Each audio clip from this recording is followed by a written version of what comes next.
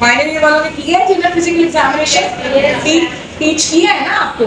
तो वो मैं दोबारा से करवा रही हूँ क्योंकि हमारे पास जो शॉर्ट केस है वो बेसिकली इसमें जो SCPS में कमांड आएगी वो यही आएगी कि do the general physical examination and यानी कि जनरल फिजिकल एग्जामिनेशन के अंदर आपको जो साइन पिक होगा फिर उसके अकॉर्डिंगली हमने जो है वो रेलेवेंट करना, ठीक है? तो जनरल फिजिकल एग्जामिनेशन में जनरल ओवरव्यू होता है, जैसे कि मैं पेशेंट को ओवरव्यू में देख रही हूँ इसका कि young patient is sitting with IV line on his hand और ओवरऑल जो है वो इसका कॉम्प्लेक्शन जो है वो येलो है, ठीक है? एक ओवरऑल आपने जनरल फिजिकल एग्जामिनेशन या किसी भी एग्जामिनेशन में एक जनरल ओवरव्यू दे, समझ आ गई? उसके बाद जो है मैं अपना इंट्रोडक्शन करवाऊँ और फिर से कॉन्सेंट। मेरा नाम डॉक्टर फरक, आपका थोड़ा सा मायना कर लूँ, इजाजत है, ठीक है? उसके बाद जो है आई वुड स्टार्ट विद हाथ दिखाई। हाथ में क्या क्या चीजें मैंने देखी बताते जाओ। पहले के लिए आपने अपना हाथ जो है कंपैरिजन में रखना है, बताना है उसको एग्जामिनर को कि आप अपना हाथ अगर आपको नहीं देखने तो मेरे हाथ के मुकाबले में इसका हाथ जो है अगर आप फोकस करें, इसको जरा जूम करें तो इनका हाथ और मेरा हाथ जो है उसमें फर्क है।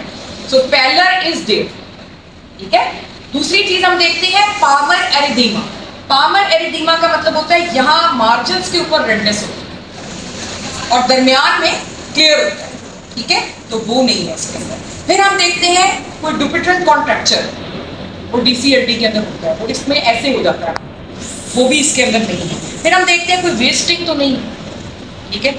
वो भी इसमें नहीं। उसके बाद हम इसको बैक साइड से ले आएंगे। बैक साइड पे हमने देखना है नेल्स, क्लबिंग के लिए देखना है। कोइलोनिकिया जो होता है वो स्पून शेप नेल्स होते हैं जो आयरन डेफिशिएंसी एनीमिया में बन जाते हैं। क्लबिंग के लिए आप जो है वो थोड़ा सा इस तरह करें, ऐसे देखें, या दूसरा तरीका ये है, ये वाली उंगलियां बंद करें,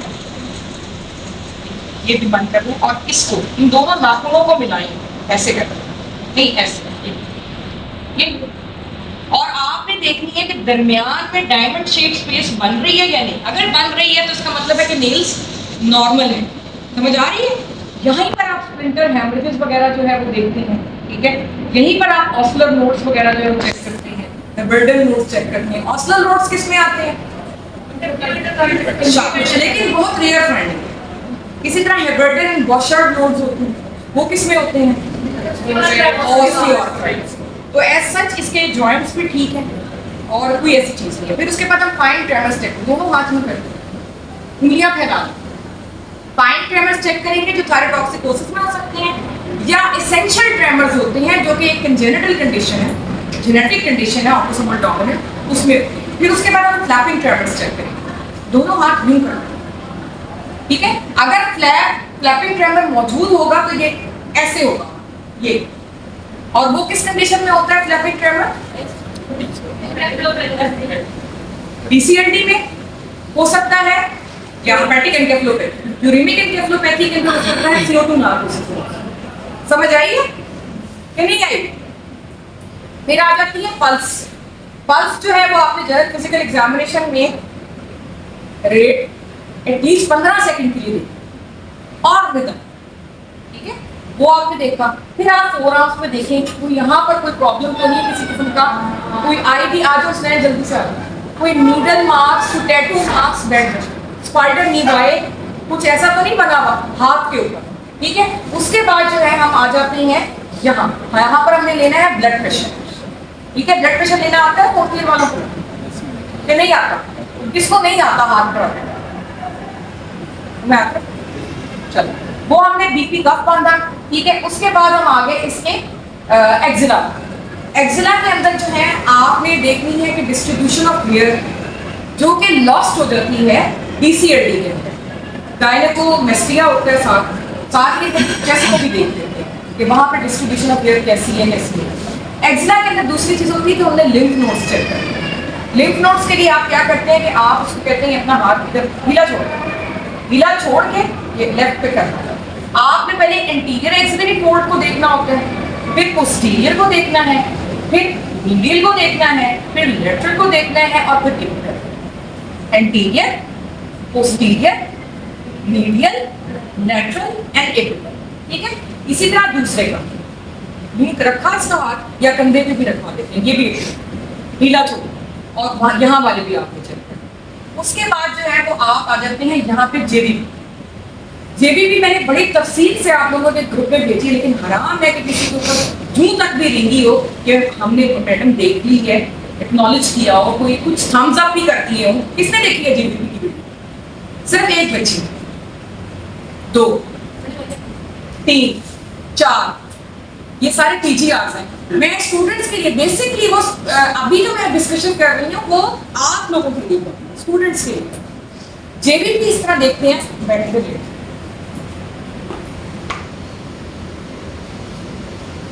अब ये लेफ्ट है, राइट साइड पे आपने, ठीक है? आपने जरा सा ये एंगल जो है ना आपका 45 डिग्री का होना चाहिए, यानी ये चीज जमीन के साथ, ये वाला चीज, ये वाली चीज जो है जमीन के साथ जो है ना वो आपने देखना है कि 45 बना रही है कि नहीं। उसके बाद आपने पेशेंट की गर्दन को इस तरह करना है और आपने इस तरह देखना है, साइड में से जेबीबी को नहीं देखना, आपने इस तरीके से देखना है, या तो कि आपकी आईज जो है they should make it tangent perpendicular, या आपने बैक साइड से जो है ना वो उसको देखना, साइड में से नहीं देखना। अब यहाँ पर आपको दो चीजें कंफ्यूज करेंगी। एक्सटर्नल जुगुलर वेन भी यहाँ पड़ी होती है, वो आपको नजर आएगी कॉर्ड लाइन। तो अक्सर आप देखोगे जो दुबले पतले लोग होते हैं जो थोड़ा सा ऊंचा बोलते हैं तो यहाँ पे एक रस्सी की तरह ऊपर आती है, वो एक्सटर्नल जुगुलर वेन है, वो इंटरनल नहीं है। इंटरनल नजर नहीं आती है, उसके सिर्फ पल्सेशंस आपको नजर आती है। समझ आ रही है बात की? और वो आप देखते हो दो हेड्स ऑफ स्टर्नोक्लेडोमास्टोइड के दरमियान, ठीक है? इधर आओ जरा, इधर आओ। यहां पर एक हेड है स्टर्नल हेड और यहां पर एक हेड है क्लेविकुलर, तो ये एक ट्रायंगल बनती है। मैं थोड़ा सा निशान लगा दूं, इजाजत हो?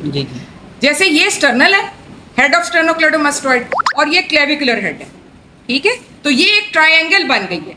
एक्सटर्नल जुगुलर वेन ये है, ये नजर आ रही है आपको, ये यहां से जा रही है। इस जगह पे इन दोनों हेड्स के दरमियान में आपको इंटरनल जुगुलर वेन अगर होगी तो उसकी पल्सेशंस नजर आएंगी, ठीक है? तो नॉर्मली इंटरनल जुगुलर वेन कहाँ होती है? किधर छुपी होती है? Behind your sternal end of the clavicle, normal. और वहां तक जो है उसका लेवल जो होता है, जो नॉर्मल होता है, वो कितना होता है? वो राइट एट्रियम के प्रेशर को शो कर रही है 0 to 5 सेंटीमीटर। अब आपने उससे आगे नापना है। फॉर एग्जाम्पल आपका यहाँ है, ठीक है? तो आपने एक फुट्टा अपना यहाँ रखना है और जो दूसरा फुट्टा है वो आपका जहां पर आपको वो लेवल नजर आ रहा है, फर्स्ट पर यहाँ आ रहा है, तो ये दूसरा फुट्टा है। ये उंगली जो है मेरी दूसरा फुट्टा है, तो उंगली ने जहां उस पहले वाले फुट्टे को काटा है, फॉर एग्जाम्पल 3 सेंटीमीटर पे काटा है, तो वो 3 + 5 8 सेंटीमीटर जो है वो इसका जेबीबी है। समझ आ रही बात की? अब how to differentiate between jugular venous pulse and arterial pulse, कैसे डिफरेंशिएट करें?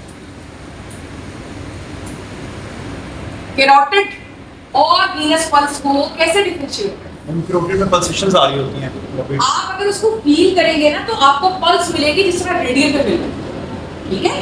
और जो जुगुलर वीनस पल्स होगी उसमें आपको वो नहीं मिलेगी, लेकिन देखने पे वो पल्स से कर रही होगी। समझ आ रही है मेरी बात? दूसरी चीज ये होती है कि अगर आप उसका निचला एंड जो है उसको प्रेस करते तो वीनस अगर पल्स होगी तो उसकी पल्सेशन गायब होती है। तो वीनस प्रेशर होता है कम, आप उसको उंगली से ऑक्लूड कर सकते हैं, ऊपर वाली जो पल्सेशन आ रही थी वो गायब हो जाएगी। क्लियर? समझ आ रही है बात की? तीसरे नंबर पर आप करवाते हैं हेपेटोजुगुलर रिफ्लेक्स।